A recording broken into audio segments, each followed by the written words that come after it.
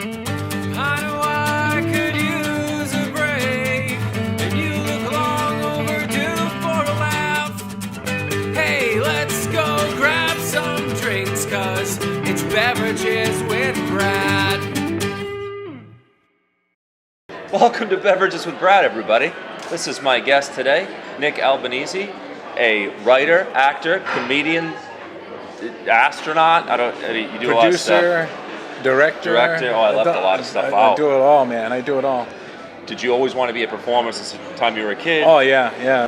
You know, I remember being like 7 years old in my backyard doing like one-man shows for movies I watched the night before that kids in my neighborhood didn't have cable yet. So you'd be acting out I the would movies. act out the movies and play all the parts for them in the backyard. And then the neighbors would like say to your mom, like, "What's wrong with your son? He's just schizophrenic." Why is he acting out Porky's for my kid?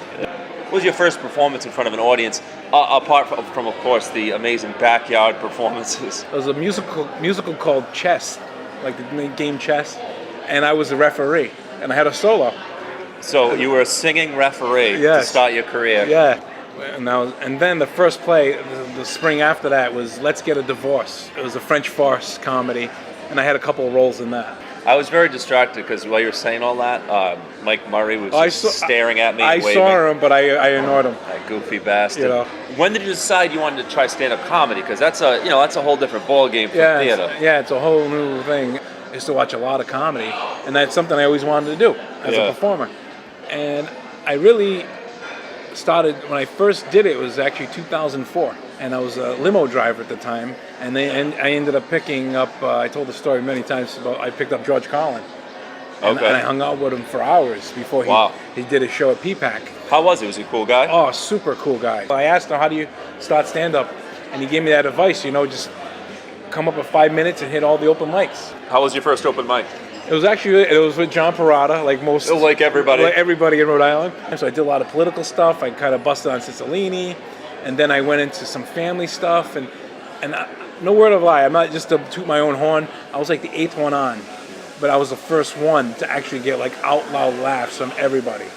And Parada was like, "Hey, brother, where'd you come from?" Yeah. It was right. Which do you prefer of the comedy and the acting? Or the singing referee, if you had to choose. Definitely acting. That's like my first love.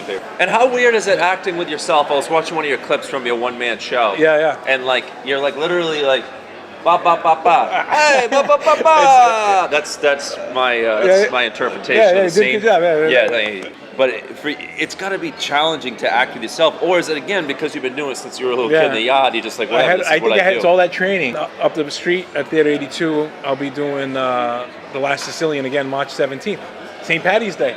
In honor of St. Patrick's Day, you're going to be doing an Italian play. Just give me the brief plot. It's stories of how Italy formed and how the Sicilians left and it came to many parts of America.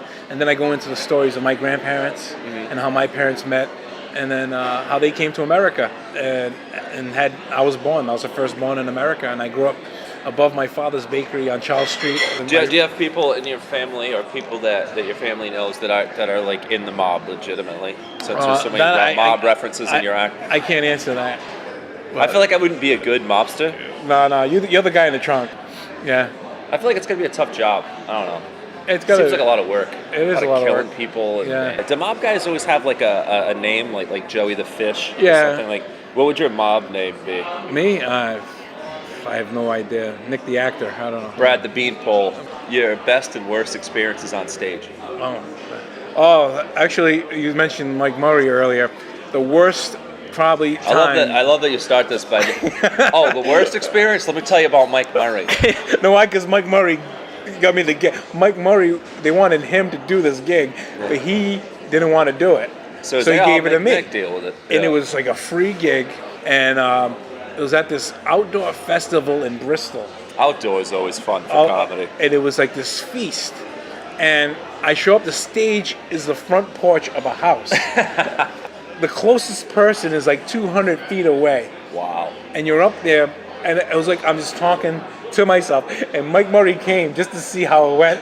I like that he's like, I don't feel like doing it. I'm gonna make you do it, but then I'm gonna watch And you. I can see him in the fail. corner of my eye, and he's just laughing the whole Yeah. time. I'm just bombing because no one was paying attention, and I'm just telling these jokes, and people just walking by with their cotton candy, like, "Who's this guy?" All right, how about your best experience? One for stand-up, it was with I opened up for Bobby Collins at the Hanover Theater, and it was about 2,000 people. It's unbelievable. 2,000 people laughing is Yeah, it's pretty cool. unbelievable. My adrenaline was going like for 3 days. TheLastSicilian.com, and you can see where my show is. And if you go on to the page, it says other productions. You'll see the comedy shows and other plays that I do. Well, good luck with all your shows. Thank you so much. Appreciate you coming on. We've learned a lot today. Thank you very much, Nick. Thank you. Appreciate you. I'll see you.